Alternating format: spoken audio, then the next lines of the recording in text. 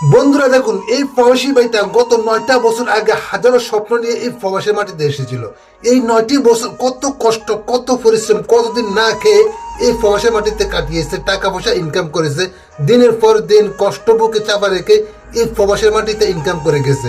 9টা বছর পরে সে চিন্তা ভাবনা করছে দেশে যাবে, সুন্দর করে একটা বিয়ে শাদী করে নিজের জীবনটাকে গুছিয়ে রাখবে। কিন্তু এই বাটি দেখুন, আর দেশে যাওয়া হলো না। দেশে যাওয়ার জন্য সবকিছু শপিং করা হয়ে গেছে, সবকিছু করা হয়ে গেছে।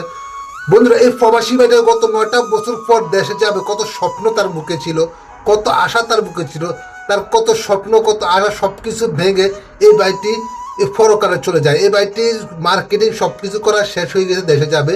কিন্তু একটা দুর্ঘটনায় এই বাইটি অকালে আমাদের মাঝ থেকে হারিয়ে গেছে। এই বাইটি হারিয়ে গেছে। আসলে ওই যে মানুষে বলে না, মৌমাছি আর প্রবাসীর ভিতরে মিল আছে।